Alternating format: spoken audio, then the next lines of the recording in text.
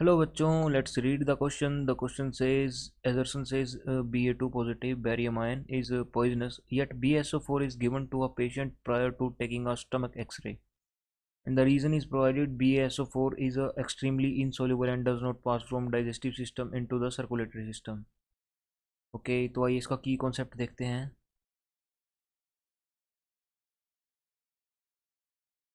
तो हमारा इसका की कॉन्सेप्ट होगा सोल्युबिलिटी ऑफ BSO4. तो हमारी जो सोल्युबिलिटी है वो दो फैक्टर्स पे डिपेंड करती है. सबसे पहला फैक्टर है लैटिस एंथैल्पी.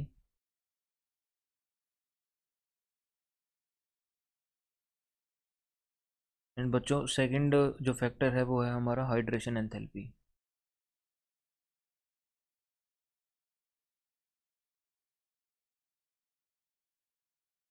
ओके तो आइए लैटिस एंथैल्पी देखते हैं हमारा क्या होता है. Lattice enthalpy is the energy required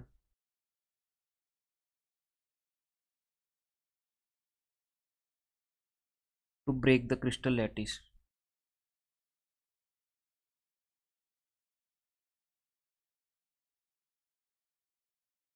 okay तो हाइड्रेशन एंथैल्पी क्या होता है हमारा. It is the energy released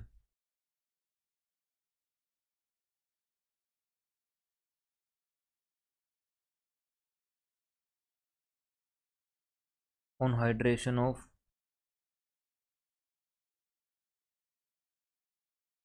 1 mole of ions.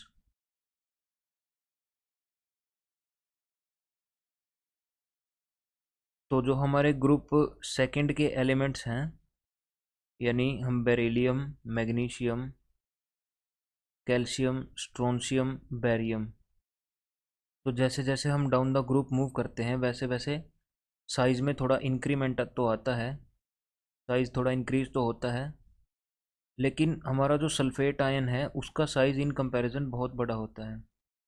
Sulphate का जो हमारा साइज़ है बहुत बड़ा होता है. तो इस वजह से कोई ज़्यादा डिफरेंस नहीं आता हमारा लैटिस एंथैल्पी में. यानी हमारी लैटिस एंथैल्पी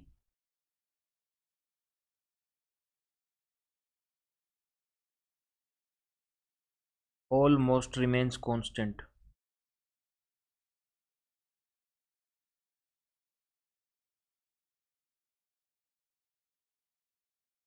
ओके तो लैटिस एंथैल्पी कांस्टेंट रहती है और जो हमारी हाइड्रेशन एंथैल्पी है वो डिक्रीज होती रहती है क्योंकि हमारा डाउन द ग्रुप जो साइज़ है वो इंक्रीज हो रहा है.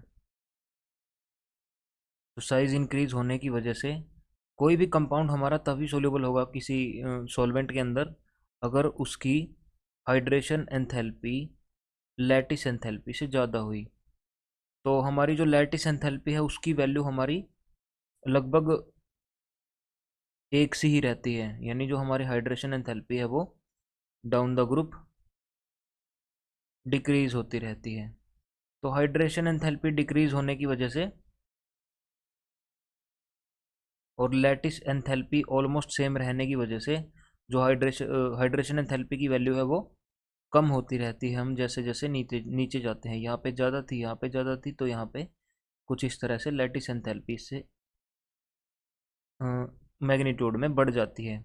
तो इस वजह से जो हमारा कैल्शियम, स्ट्रोंशियम और बैरियम के सल्फेट्स हैं वो पानी के अंदर इनसोल्यूबल होते हैं.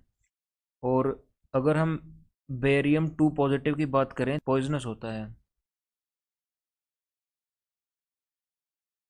लेकिन जो हमारा बैरियम सल्फेट है अगर हम उसको पानी में डिज़ोल्व करते हैं वो इनसोल्यूबल रहेगा यानी पानी के अंदर डिज़ोल्व नहीं होगा.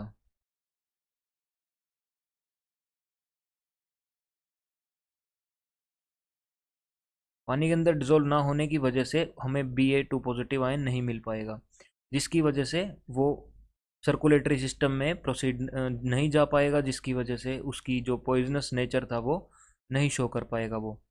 और एक और एप्लीकेशन जो हमारा बैरियम सल्फेट है, जिस पेशेंट के एलिमेंट्री कैनाल का एक्सरे लेना होता है उसे बैरियम मील दिया जाता है जिससे उसके स्टमक की लाइनिंग हो जाती है, अगर अल्सर्स है कोई तो उसकी भी लाइनिंग हो जाती है, और डॉक्टर को उसकी एक क्लियर इमेज मिल जाती है, तो उसकी वजह से वो एक्सरे ले पाता है उसका, सॉफ्ट ऑर्गन्स का भी।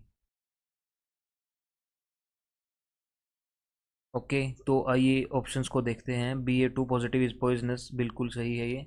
Yet BaSO4 is given to patient, हाँ तो BaSO4 दिया जाता है क्योंकि वो सॉफ्ट ऑर्गन्स का एक्सरे यानी हमारा एलिमेंट्री कैनाल का एक्सरे लेने में काम आता है।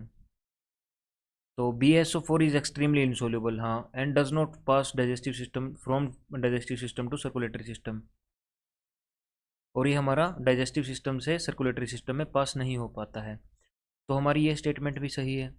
और जो हमारी ये स्टेटमेंट है रीज़न वाली, ये एजर्सन का करेक्ट एक्सप्लेनेशन है।